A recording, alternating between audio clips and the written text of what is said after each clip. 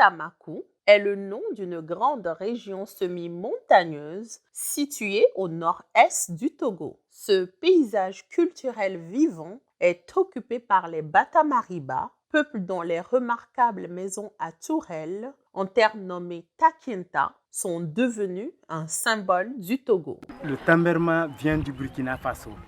Là, les parents vivaient avec les Mossi. Et les Mossi sont musulmans. Nous sommes animistes. La cohabitation n'était pas aisée. On a dû quitter le Burkina pour le Bénin et le Togo. Au Bénin, on les appelle Somba et au Togo, on nous appelle Tamberma. Au fait, c'est un même peuple qui a été divisé lors de la colonisation. Et quand ils sont arrivés, les ancêtres ont utilisé les trous de baobab et les grottes comme habitat avant d'avoir l'inspiration de faire ces châteaux, ces forteresses pour se protéger contre les ennemis et les animaux féroces tels que le buffle, le lion qui les dérangeaient. Donc la maison est composée de 5 étapes. La première étape, vous allez voir la meule comme il n'y avait pas de moulin pour écraser. Et de l'autre côté, vous allez voir le mortier en terre pour piler du riz ou bien du fonio. À la seconde étape, c'est l'étable. Là, on laisse les moutons, les chèvres, les bœufs. La troisième étape, c'est la cuisine. La quatrième étape, c'est la salle de bain. Et la cinquième étape, c'est la grande terrasse. Là, vous allez trouver les greniers, les chambres à coucher et le trou de défense aussi. La tata est construite uniquement que de la terre, qu'on creuse. Et après avoir construit, on cherche du sable sur la boue de vache pour crépir. Après avoir crépi, on cherche, quand on extrait le beurre de karité, l'eau qui reste, c'est de badigeon. Et ça rend le mur imperméable à l'eau. Et après chaque saison de pluie, on repart la maison avant d'atteindre la saison prochaine. Suivons Timothée, l'un des guides touristiques de ce site classé patrimoine mondial de l'UNESCO.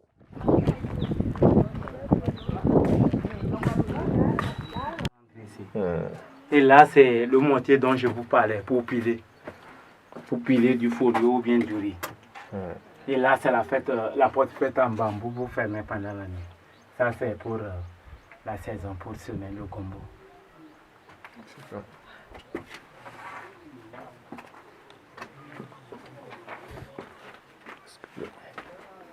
Ici, c'est les tables. C'est les tables ici. Vous voyez, c'est rien que le bois. Il n'y a pas le ciment, il n'y a pas de fer dedans, c'est rien que le bois.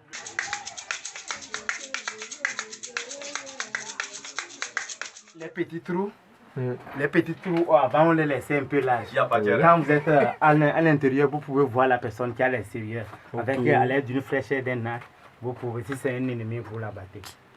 Et toujours quand on consomme après les cérémonies, on laisse les crânes pour protéger la maison contre les mauvais esprits. Et en saison de pluie, on met du feu pour réchauffer les murs parce que c'est en argile, en terre.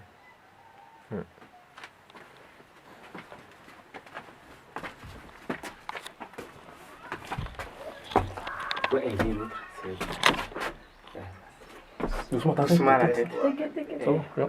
C'est la cuisine telle que je vous parlais. C'est toujours vécu, ce n'est pas pour montrer aux visiteurs, c'est toujours vécu. Vous voyez, ça pour la cheminée aussi, quand on fait la cuisine, on regarde. Quand il y a les restes, on les pose ici. Super.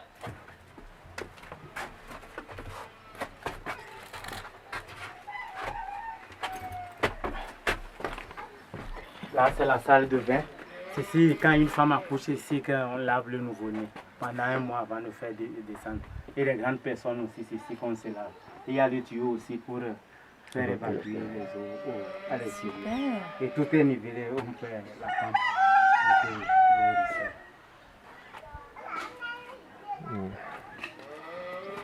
Et qu'est-ce que Tamberma veut dire exactement? Tamberma, c'est le maçon. C'est le maçon. Oui. Ah, super. Tambari. Tamariba. Tambariba. Le maçon. Et c'est des gens spéciaux qui font ces maisons-là? Oui. Il y a quelques personnes qui savent faire ça? Oui, il y a quelques personnes qui savent faire ça. D'accord, pas tout le monde. Pas tout le monde. Quand tu apprends, tu peux le faire. Et d'autres en même temps, c'est comme une lignée. Ouais, de faire en fils. Oui, de faire en fils. Mon papa, lui, il était maçon maintenant qu'il est vieux. Même moi, je ne sais pas construire. Même mes petits frères savent construire. Et là, ce sont les séchoirs. Vous pouvez vous allonger ici la nuit à la belle étoile. Ah, Oui. Ça, c'est des séchoirs aussi. Et ça sert aussi de dortoir. Pour se protéger contre les éléments. Ah, c'est toujours pour voir s'il y a quelqu'un. Ouais. Et auparavant, dans l'ancien temps, quand on faisait en temps de guerre, on fait la chambre, on ne met pas la dalle. Quand tu veux faire comme ça, tu risques de te casser le crâne. Donc il faut aller par les pieds. Si les pieds ne touchent rien, tu vas... Ah ouais, il faut pas être grosse, hein. Les femmes enceintes rentrent. Elle rentre? Oui. Vous pouvez vous tenir debout au centre. Ah ouais? Oui. Au centre. Là, c'est des greniers, c'est rien.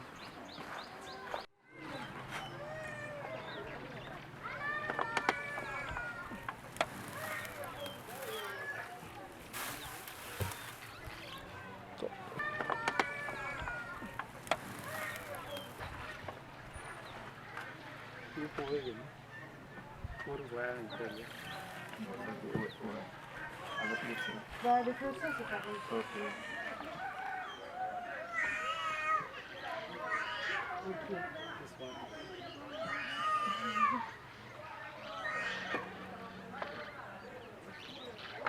Il y a 3 compartiments pour que quand ils sont arrivés, c'était le sorgho, du riz et du fonio.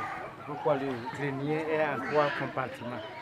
Il y a des trucs, des fruits de néré, il y a le maïs dans le sac là, il y a des fruits de baobab, c'est ça que vous voyez comme ça.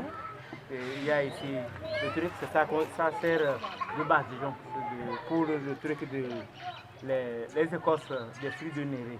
Et là, c'est les boucliers pour les cérémonies d'initiation des jeunes garçons. Avant, on laissait le trou un peu large.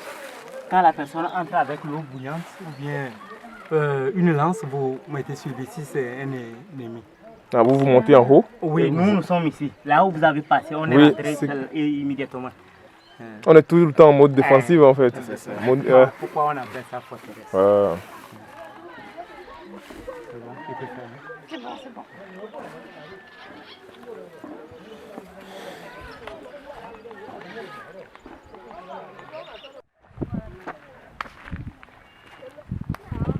À présent, notre guide nous dirige vers un grand baobab et nous explique qu'à l'arrivée de leurs ancêtres dans cette région, ils utilisaient les troncs de baobab et les grottes comme habitat avant d'avoir l'inspiration de faire des forteresses pour se protéger contre les animaux et les ennemis éventuels. Nous espérons que ce documentaire vous a permis de découvrir la fascinante architecture et la riche culture du peuple Tamberma.